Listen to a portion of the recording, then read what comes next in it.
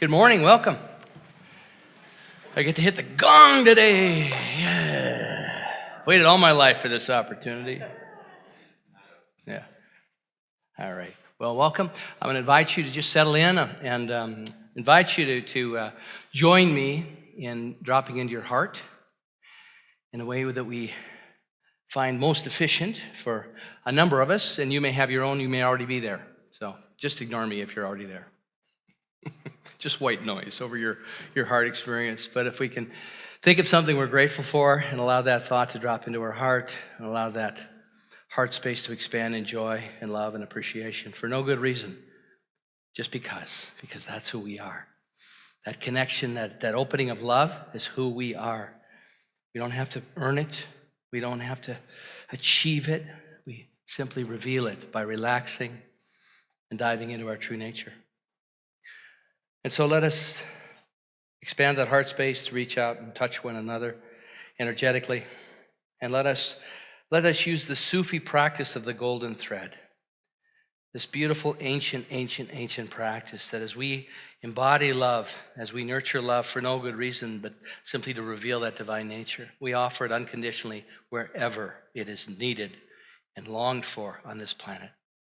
And so we are at that level of beyond words, to that vibration. It is a vibration. And I see that beam of love that is circulating this planet right now and finding the right places to land. And it is vast, and it is powerful, and it is beautiful, and it is generous, and there's more than enough. We cannot outgive the givingness of Source. So with that said, I invite you as I sound the gong today to drop into 30 seconds of silence in love.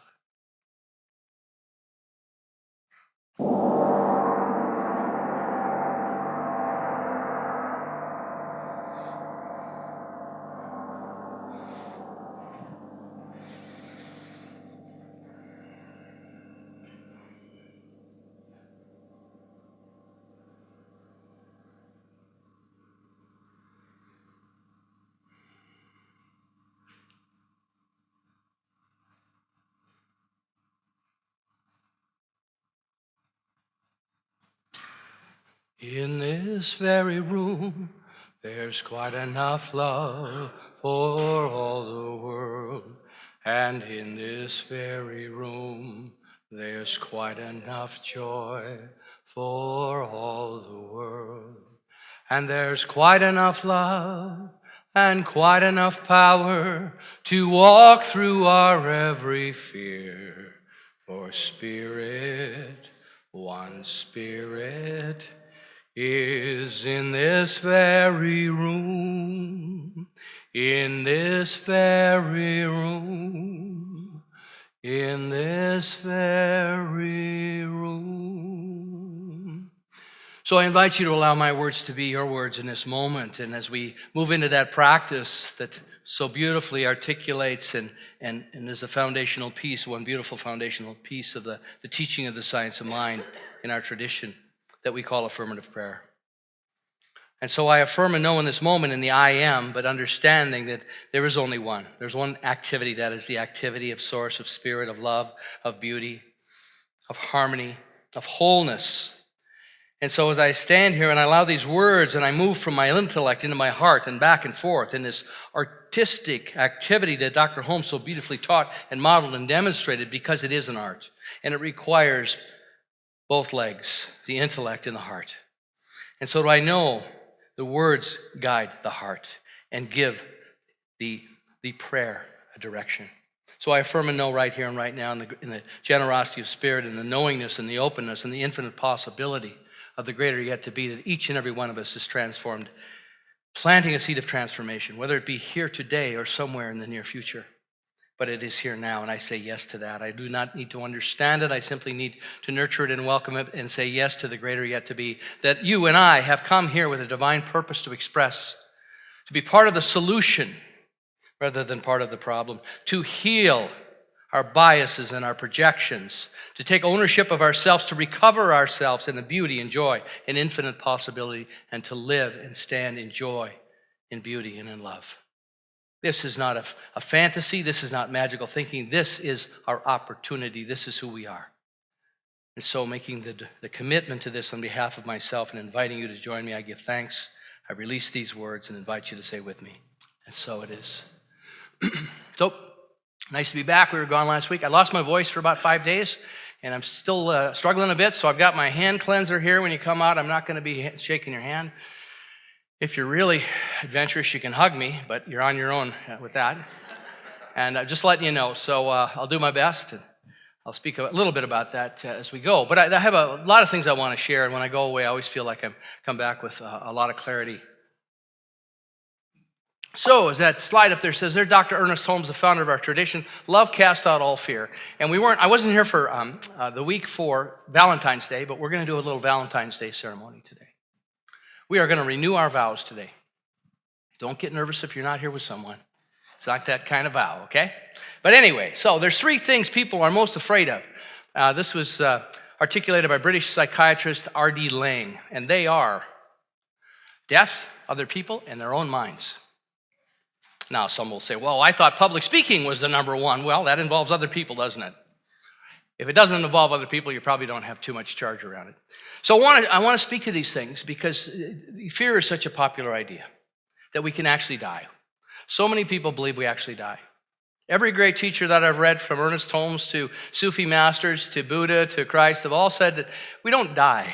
We put down the body and we move on. What we take with us is our consciousness. So we can work against the system, we can work within the system, or we can work around the system. And our tradition and our movement is an opportunity to work around the system. In other words, do we get so politically engaged that becomes we're going to shift the system from within? Or is it that we get so engaged against it that we tear it down and destroy it? And those things are interesting, and I know they're a possibility, and there's plenty of people who want to do that. I would rather work around the system and say I believe consciousness is the most important place where we can have impact. So do you remember Buddha? Anybody remember Buddha? Buddha said this. Long before Ernest Holmes came along, Buddha said this. All we are is a result of what we have thought. It is founded on our thought. It is made up of our thought. If a man speaks or acts with an evil thought, pain follows him, as the wheel follows the foot of the ox that draws the carriage. So Buddha said that 2,500 years ago, something like that. He also said this. All we are is a result of what we have thought. It is founded on our thought. It is made up of our thought. If a man speaks or acts with a pure thought, happiness follows him, like a shadow that never leaves him. Isn't that the good news? So if we're miserable, what do we do? If we're unhappy, if we're suffering, what do we do? I mean, this is not new stuff. Buddha was talking about this a long time ago. And we know it and we have it, and yet we continue to proceed getting angry and upset and projecting and needing more to feel complete and needing to have a certain thing happen in our life so I can be happy and joy-filled. So, Buddha also said this, for hatred does not cease by hatred at any time. Hatred ceases by love. It is an old rule. But the problem that I'm just going to speak about myself today. My love is really puny. I got a puny love most of the time. I got to work at love. I was with Laura and I took a little trip, and on the way back from Florida, they lost our bags, they canceled our flight. I got so sick I couldn't talk for 4 days in a horrific cold. And here I am saying, because people said to me, well, I don't do germs. Came in and said, I'm doing a little cold. I said, well, I didn't think I did either, but I guess I still do. But the amazing thing about being with my granddaughters and not being able to speak and not wanting to get them sick was it was really painful because you want to pick them up and they want to be picked up and hugged. But when you're a year and a half and you're 3 years old, all you want to do is be adored and watched. So I could do that. I couldn't talk to them. I could croak out a few words, but it's really the relationship, it's an energetic relationship that they want. And I thought, isn't this true for all of us? What we want to be is seen and adored and loved, just because we are. And that's what I get to practice with them, and I realize I can practice this more in my real life, because all they want to do is be validated and know they're safe. Laura shared with me, Audrey, our 3-year-old, always talks about the blue wolf outside. And Laura finally said to me, what she's asking for is just to be told she's safe. We're going to protect her. And I thought, oh my God, that's so simple. I don't have to analyze her. I don't have to tell her there's no blue wolf out there to deny what she's just simply having an experience, and she's making something up. Imagine that, somebody making something up, our own minds. You're safe. And we're here to make sure you're going to be safe. So I want to tell you right now, you're safe. We got each other's backs. And the more in love we can be with ourselves, Carl Jung, love Carl Jung. I'm going to use a little bit of Carl Jung in a moment here. Carl Jung said it's easy to love other people. The hardest thing in the world is to love ourselves, to truly love ourselves and cherish ourselves. And I'm paraphrasing because he said it's like holding a hot iron. It can be painful. Now, I share that with you because I think that's true for me. And I don't want that to be true. See, I'm pulling for the love. We got the other stuff. We got it down. We do. We know how to hate and blame and shame and guilt and all those great techniques that our parents used on us because that's all the tools they had. Somebody here told me a few while ago, my mother said, of course I shamed you and blamed you and made you guilty. It was the only tools I had. That's an honest assessment. So Carl Jung said this. Did you know there's 4 levels of love, according to Carl Jung? Why don't we get this in school? Why doesn't somebody say, hey, by the way, Carl Jung was a pretty bright guy, fairly revolutionary in terms of the human development, very much in alignment with spirituality, but of course that would just trigger other people to say, Jung doesn't know what he's talking about. He's one of those psychologists, psychiatrists. They just drug you up. Anyway, with that said, let's just for a moment give Carl Jung a chance for like 3 minutes. Carl Jung said this, 4 levels of love. First of all, we fall in love. Has anybody here ever fallen in love? Yeah, we fall in love. And we do it throughout our life. We fall in love with the athlete or the cheerleader in high school or the girl in science class or the boy in social studies. We have a crush. And then we fall in love with our Spanish teacher. And then we fall in love with...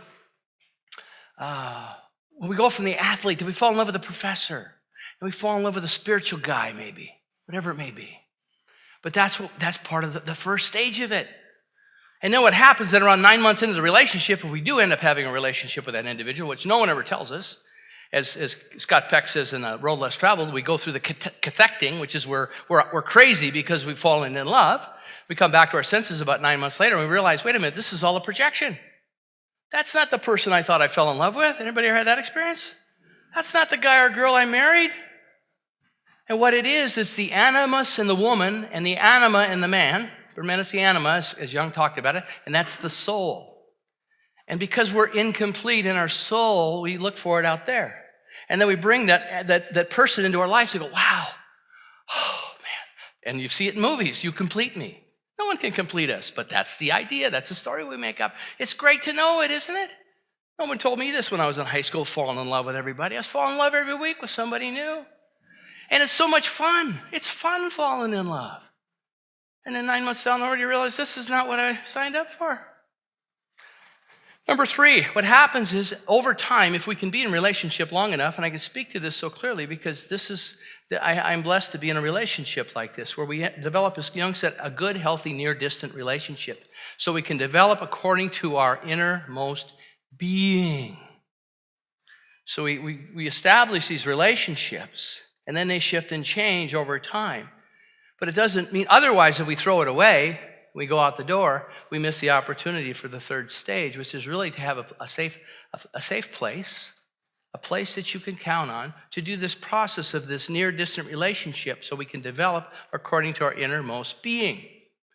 So in other words, that we are there in partnership to the other person as well, to our own well-being and sharing that and supporting our partner in that. It changes everything. But what is the divorce rate? Over 50%? So people get to the 2nd stage around 9 months or whatever, and they endure, and they get angry, and they get upset, and everything else, and they don't understand what the possibilities are. And if you haven't done any shadow integration, you're stuck in it because you're looking for the other person to fulfill you, complete you. And it happens in all relationships. And then the ultimate love without reason, unconditional love. And I believe that's the love that Dr. Ernest Holmes lived in.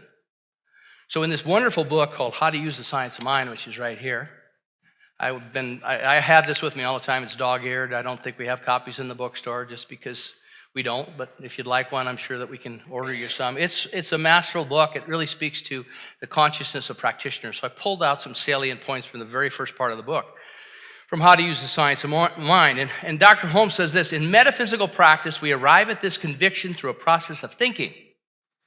It is he, she, us, has an intellectual understanding of this science. We will be willing to subject our minds to conscious self-training until there comes into our thinking a clear realization of truth, which the intuition feels and the intellect may or may not proclaim. It is about training our own minds. It's about training our own minds. It's not about blaming people out there. When we're blaming people out there, I'll get to that in a moment. There's a practice for that too, and it's an ancient practice.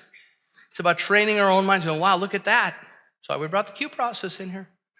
I was going off with my own mind this week. I get into this really, really wobbly state with all that cold meds, trying to talk and sleep and all that, and I don't do sick well. So I had my mind going crazy this week. I mean, literally, it was like, I know what it feels like now to be insane. But I got through it. Some help, some prayer work from practitioners, my own prayer work, my own self-examination, which had burned like a hot iron at times. So, how to use the science of mind? The basis for spiritual mind treatment is a conviction that man's life is pure spirit. Our life is pure spirit. Either accept that or you don't. And if you don't accept it, it's okay. You're going to have your own experience with it. It doesn't mean you're in trouble. It just means you don't accept that.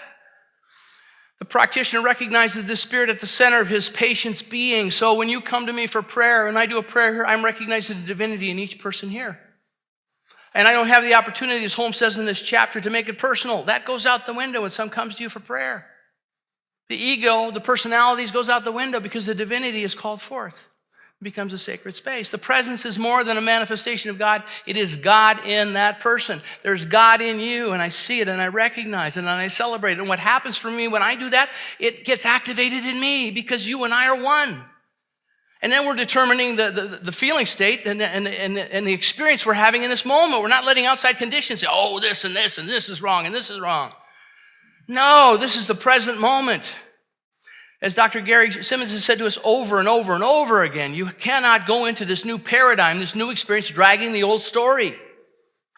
We had a beautiful call with him this week. He says he calls it, he's working with another community. They have defined it as a cult of nostalgia. Falling in love with what used to be. What used to be won't get you there, personally. What used to be won't get me there. I have to acknowledge it and love it and bless it, but I have to be at the business of what is possible now. What is possible now? Because what worked then doesn't work now. That's the nature of it. Dr. Holmes said, greater than fear is love. Love dissolves all fear, casts out all doubt, and sets the captive free. Love, like the river of life, flows through me and refreshes me with its eternal blessings. Love cannot be afraid. It is fearless and strong and is mighty in its words. It can accomplish all things through the inner light of that faith in the all good, which fills my very being with a powerful presence. Love casts out all fear. Man, there's a prayer to get up and tie into every morning, isn't it? Because what we declare, what we say out loud, we become. So one of my favorite traditions on the planet is the Sufis.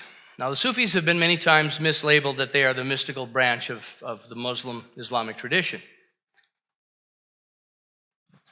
And basically, they're connected because geographically they come out of the same region, but they're not. The Sufis go long before Muhammad went into the cave. The Sufis were called the blanket wearers, and they're an amazing, amazing tradition. And Laura and I had the blessing a number of years ago to go to several Sufi retreats, meditation retreats. And by the way, we're really excited about being able to do this retreat again.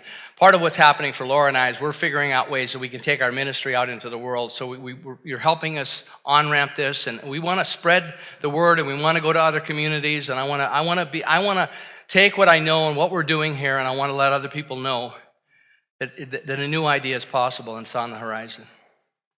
And it's not easy. It's heavy lifting. It's heavy lifting. But it's so powerful and so beautiful. So, the Naqshbandis have 3 practices that are central. And they come from antiquity, and they come from Mrs. Tweedy. Mrs. Tweedy was Llewellyn von Lee's teacher, and she's been a teacher of many teachers now. But the Sufis are considered the lovers of God. They're just ecstatic. So Rumi, the poet Rumi, Sufi. Different band, but a Sufi. So what they talk about is the golden thread. Every day, Mrs. Tweedy used to tell her students, you just bask in unconditional love, and you offer it out to the world for 3 minutes every day. 3 minutes every day, loving the world. Wherever love's needed, man, it's there. Wherever it is, you just are an unconditional vessel of unconditional love. It takes work. It might take you 45 minutes to get into your heart to be that vessel. But that was our practice every day. Then 30 minutes per day rehearsing love, the feeling of love, just for yourself, for no good reason. Because that's who we are. That's what we call forth. This is the love I believe Ernest Holmes was talking about as well. I believe Ernest Holmes lived this. And what the Sufis also said, this is centuries ago. If something in your life triggers you, something in your life harms you in any way, internally, psychologically, spiritually, mentally, for longer than 3 minutes, it's your problem. Isn't that something? That's from antiquity. You got 3 minutes. If it's triggering you, it's yours. So that's one of the reasons that we brought the Q process in. So how many people here did a Q process this last week? Yeah. If you haven't done one, you want to look at that. It's because every time we do it, another layer is lifted off. It's called, so what Mrs. Tweedy said, because then it's about shadow integration. Here's a woman, this tradition, long before Carl Jung came along, but Carl Jung gave a lot of language to the Sufis. They used a lot of his work to heal the projection, to heal that whatever is being stirred. Quite beautiful, quite powerful. As love enters, fear departs. As love enters, fear vanishes. I am so filled with love that no fear can enter my thought. I am not afraid, for I know that a perfect intelligence guards and governs my every act. Perfect love casts out all fear. I am unafraid and strong in my faith in him who keeps me from all harm. Perfect love casts out all fear. That's Dr. Holmes once again. Beautiful stuff from how to use the science of mind. Now, this is really, really crucial. See, an affirmative prayer is not just announcing. It's not just a bunch of words. And there's a couple slides for this. So this slide is, the mind must swing between meditation, that's quieting the mind, closing the eyes, settling the heart, dropping into the heart. Through meditation, the mind must swing between meditation, conscious communion with the Spirit. I'm going to go into meditation. I'm going to knock on the door. We must court the presence, as Dr. Holmes said. And action. And action. It's not just meditating to be a good meditator. It's not just calling forth the source to connect. Those are important. But it's also to take action. It must swing between realization and statement. So when you affirm something in an affirmative prayer, it's an art, because you've got to be in your heart and your head. And your heart is guiding the head. You got to have that connection.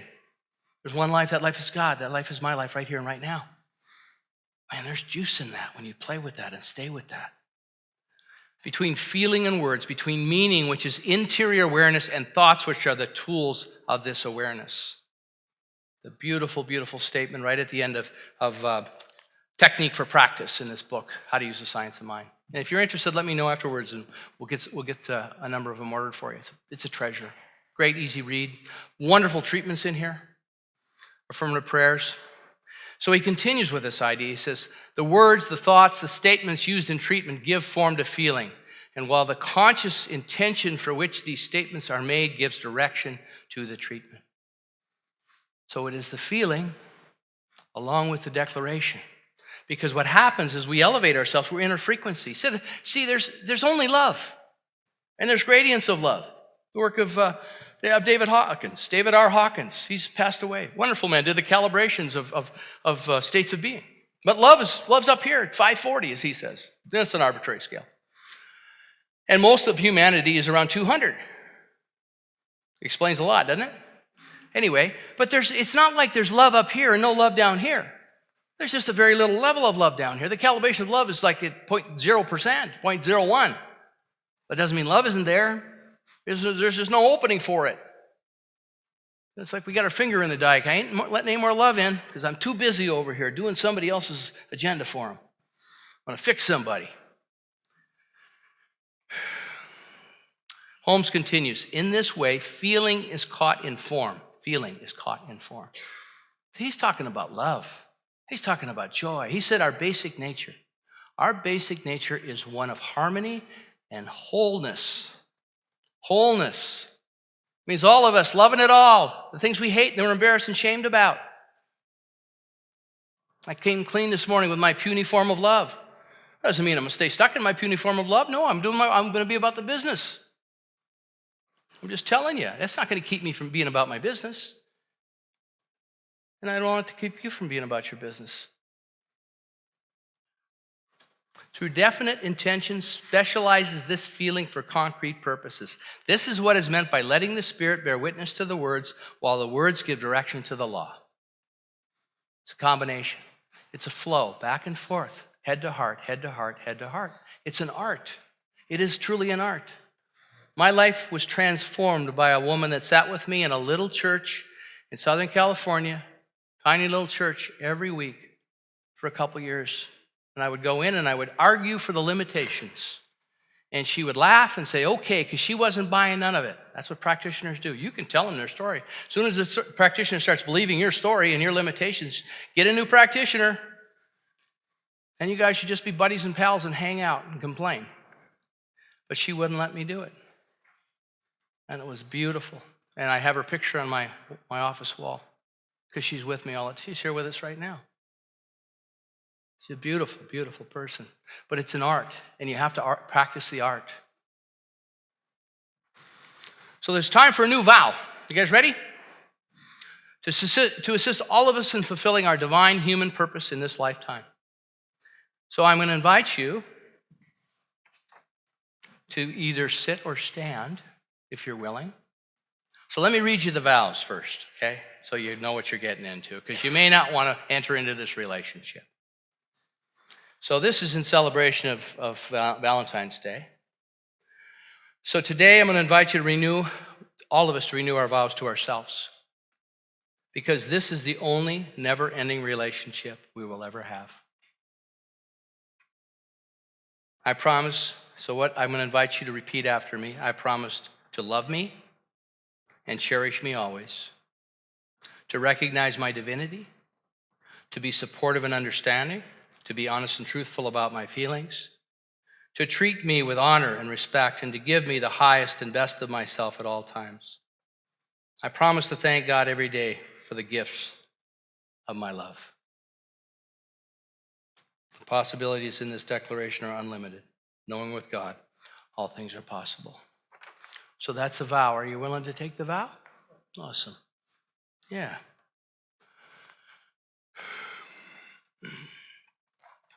Just like we're doing a wedding here, once in a while I'll bring a poem to set it up.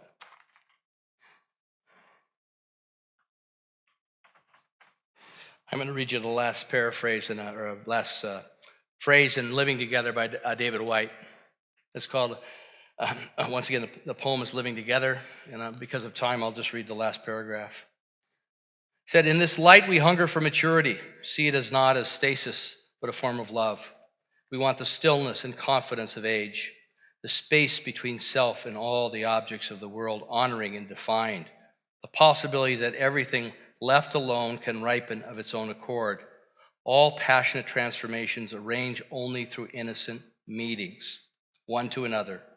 The way we see resin allowed to seep into the wood in the wood's own secret time. We intuit our natures becoming resonant with one another according to the grain of the way we are made. Nothing forced or wanted until it ripens in our own expectant hands. But for now, in the busy room, we stand in the child's first shy witness of one another and see ourselves again, gladly and always falling in love with our future. It's an opportunity to fall in love with yourself and fall in love with your future. That's where the juice is. Love your past, love your history, embrace it, incorporate it. And let's give birth to something that even the infinite intelligence of the universe would be dazzled by. This is our opportunity. If you came to our meeting on February 3rd, we shared the information with you. And this is an opportunity. It's a wonderful opportunity. If you weren't there, we'll get it to you. We have communications going out. It's a wonderful opportunity for our community because no one's going to solve this. We're going to solve it together with one another. That's why we're here. It's exciting to see what unfolds. All right, you ready to take your vow? Here we go. So today we renew our vows to ourselves because this is the only never-ending relationship we'll ever have. I invite you to close your eyes, hand over your heart, and please repeat after me. I promise to love me and cherish me always. To recognize my divinity. To be supportive and understanding. To be honest and truthful about my feelings. To treat me with honor and respect. And to give me the highest and best of myself at all times. I promise to thank God every day for the gift of my love. The possibilities in this declaration are unlimited. Knowing with God, all things are possible. And so it is. You may kiss your bride.